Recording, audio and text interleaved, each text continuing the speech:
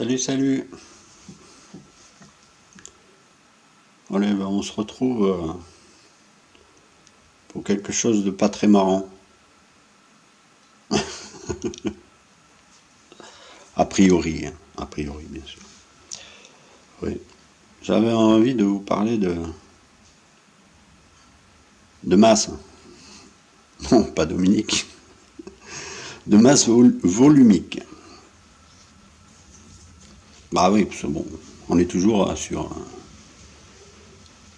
nos arbres. Les souches, le bois, les temples en bois, etc., etc. Oui, donc, ben, on se retrouve pour quelques petites recherches, hein, quelques partages. Alors, lorsqu'on s'intéresse, on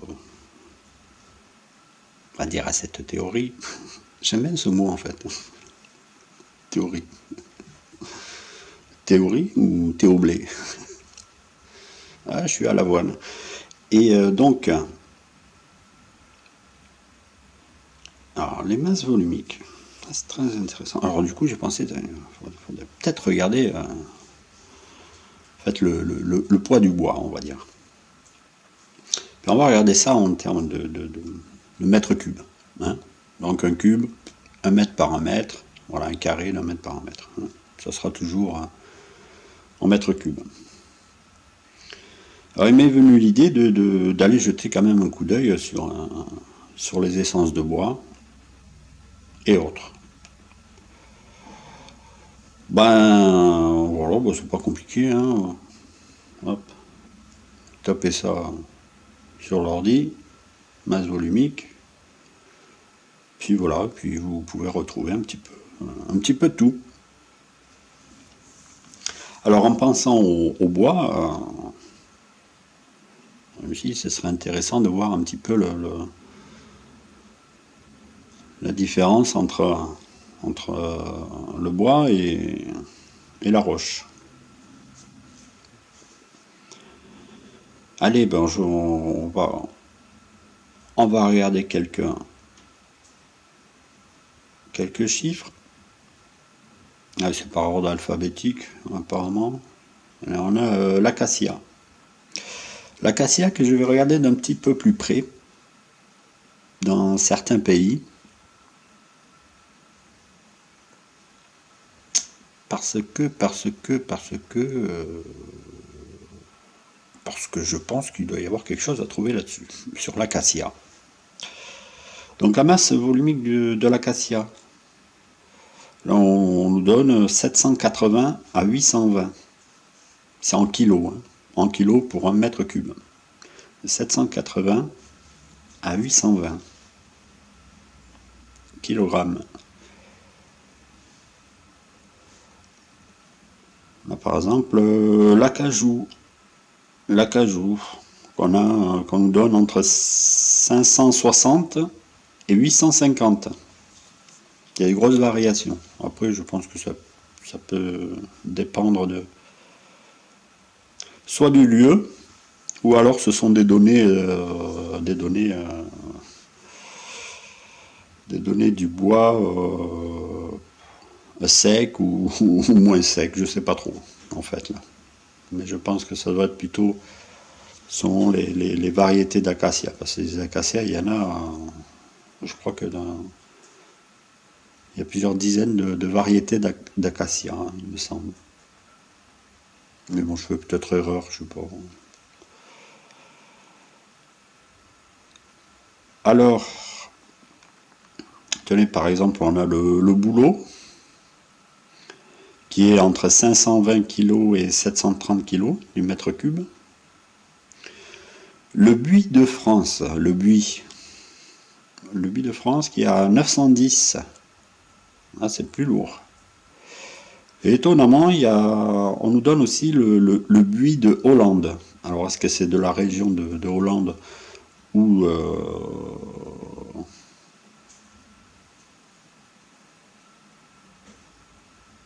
des Pays-Bas? Bon, je sais pas. Bon, là, il y a une note, il marque buis de Hollande, qui est plus lourd. Là on passe à buis de France qui fait 910 kg mètre cube. Le buis de Hollande est donné à 1320. C'est une sacrée différence quand même. 1320. Une tonne 320. En dessous, tenez, tenez, le C.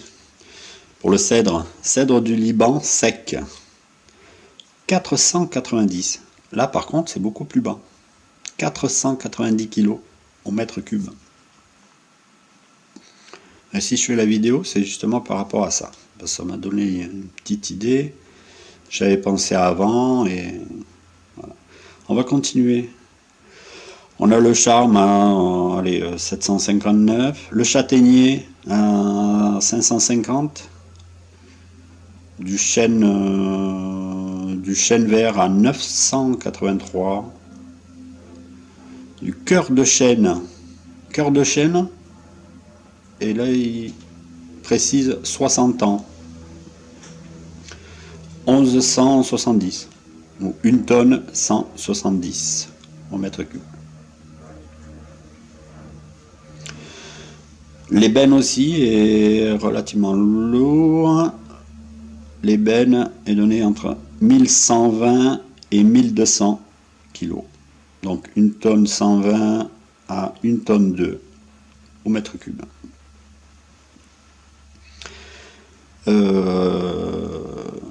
Allez, on a l'érable 560, le frêne 840, le gaillac, moi ça m'a tiré un petit peu l'œil là-dessus, gaillac, ça m'a fait penser au site, là, vous savez, près ça n'a sûrement rien à voir, hein. Mais bon, parce que là, bon, disons qu'il y a juste un C à la fin, mais ça m'a fait penser à Gaïa, c'était une ville que nous avons aperçue près des Barabarkev, sur une autre vidéo.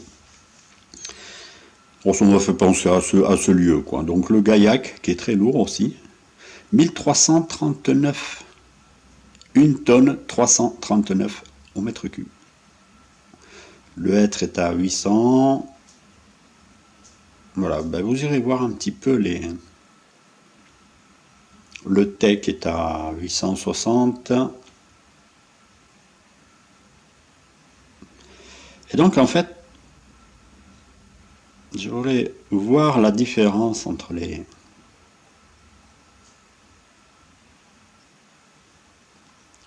masses volumiques entre les bois et les roches. Là, sur cette page, on ne me donne pas grand chose. Par contre, là, on a le granit au mètre cube. Il y a 2600. Donc vous voyez que selon les essences de bois, par rapport au granit, quand même, ça fait une sacrée différence, hein. C'est plus pareil.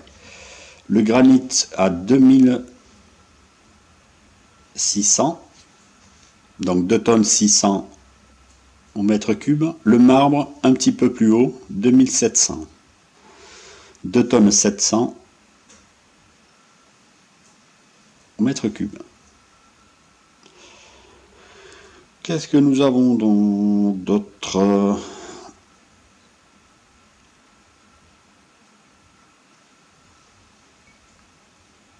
Ah bah tenez, la masse volumique de l'eau, ça peut toujours servir. Donc c'est 1 tonne, hein. 1 tonne, tout rond.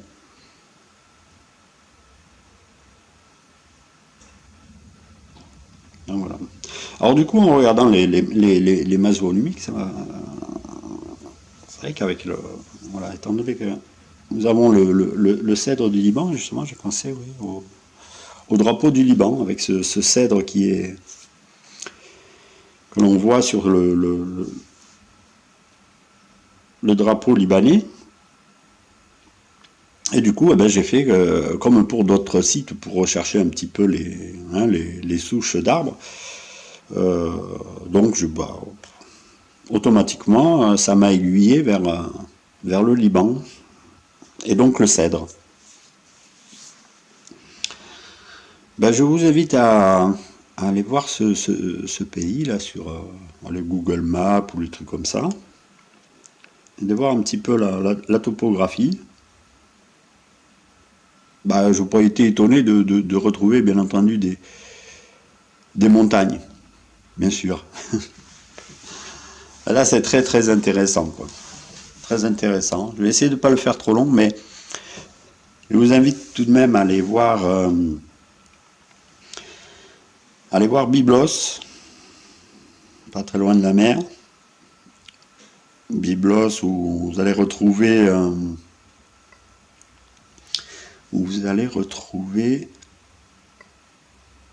des colonnades. Oui, des temples, des colonnes, des temples dits romains, hein, bien sûr, comme toujours. Des temples romains en pierre. Et vous pourrez aussi apercevoir un site. Je vais essayer de retrouver là, vite fait, si je aperçois. Non, j'aurais peut-être pas là. Je suis en train de m'égarer. Je suis en train de m'égarer un petit peu. Allez, je refais.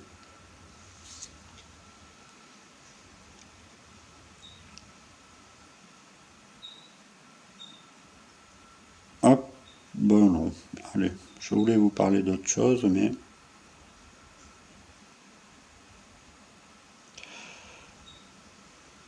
je pense avoir perdu une petite page.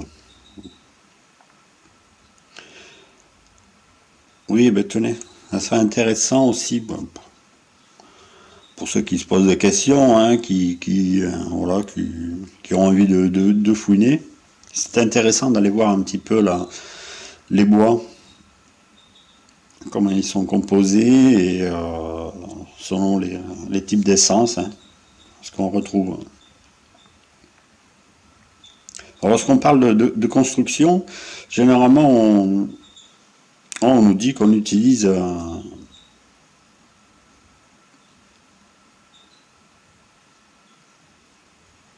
on utilise. Allez, je vais essayer de.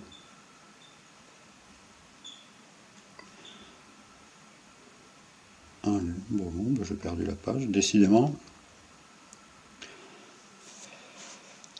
On utilise surtout pour la construction on va dire le cœur du tronc.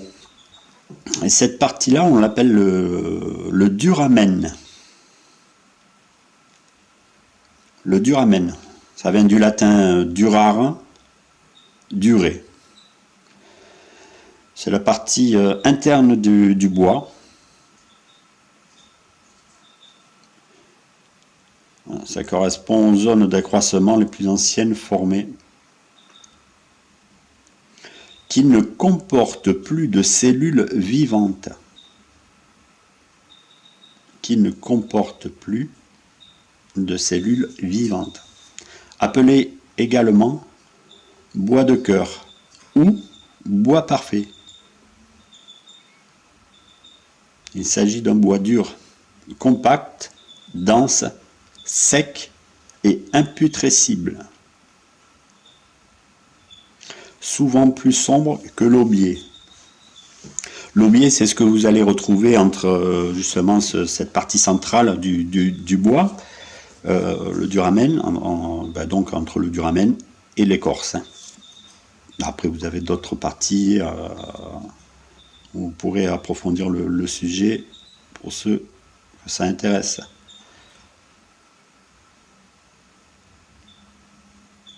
Ouais, parce que les autres parties, voilà, le xylème et l'ibère. Voilà, c'est d'autres parties.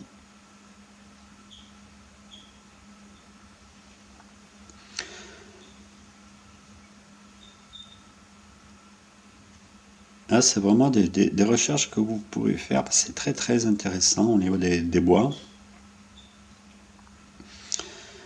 Et de voir que voilà, les bois, du moins les essences, selon les zones où elles se trouvent, eh bien, elles n'évoluent pas de la même façon et l'intérieur des bois euh, n'est pas la même.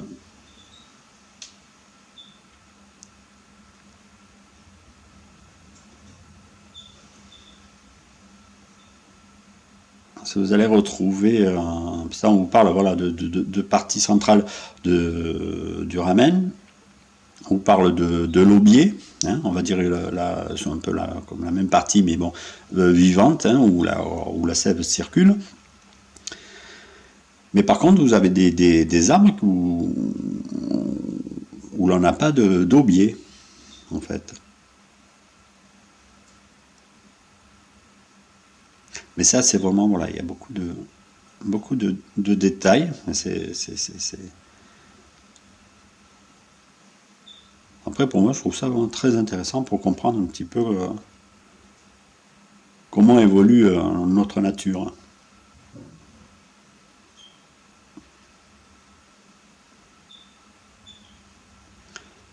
Alors, alors tout ceci m'a amené quand même à regarder d'un petit peu plus près ben, justement le Liban. Et du coup, voilà, j'ai pensé au cèdre. Et en regardant les masses volumiques, voilà quoi, ben, en tout cas les données actuelles, c'est 490 kg au mètre cube. Allez, je vais accélérer un petit peu. Ça serait bien que je fasse quelque chose de plus long et plus détaillé. Mais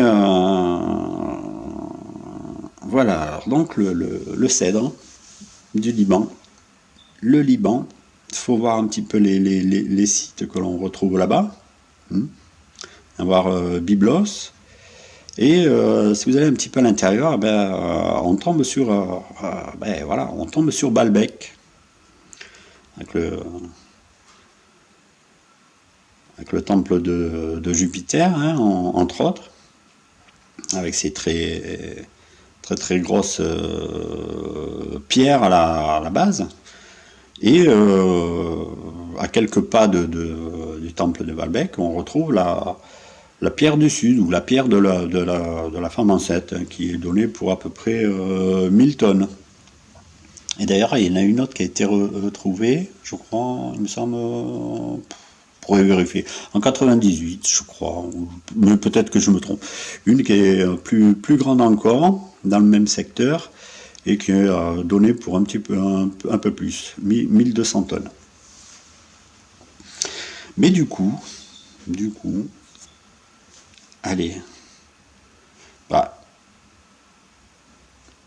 si dans ce secteur, j'extrapole bien sûr, mais bon, on est là pour ça. Donc hop, j'ai pensé au cèdre, et puis surtout, j'ai pensé au cèdre, mais de toute façon, c'est un pays où on retrouve encore quelques forêts de cèdre,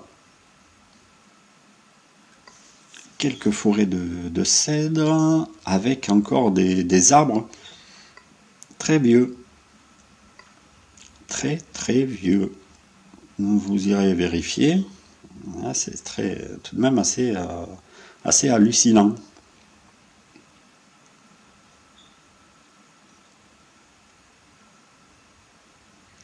Alors j'essaye de trouver une petite donnée voilà, sur le cèdre du Liban.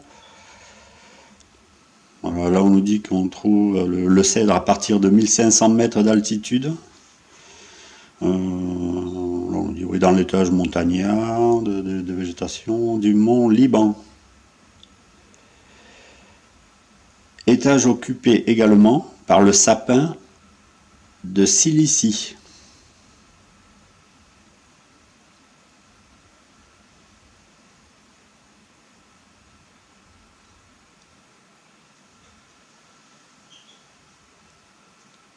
Les anciennes forêts de cèdres se réduisent aujourd'hui à des îlots discontinus du fait de la déforestation liée aux influences humaines et climatiques.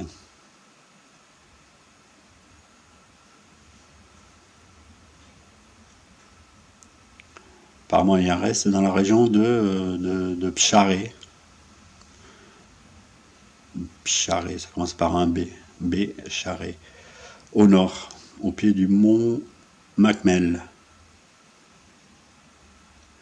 Il s'agit de la réserve dite des Cèdres de Dieu.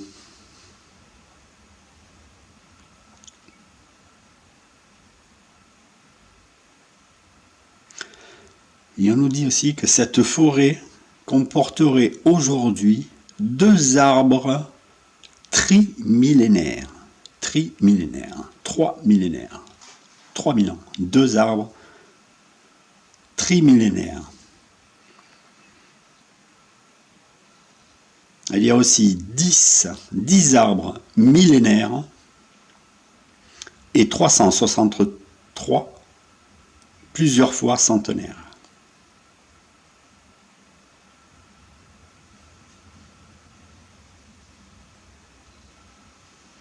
Justement là, oui, ça m'avait donné l'idée à partir de là c'est à partir de là que j'avais aperçu que, oui, en regardant un petit peu ces données sur le cèdre, j'ai aperçu juste en dessous, on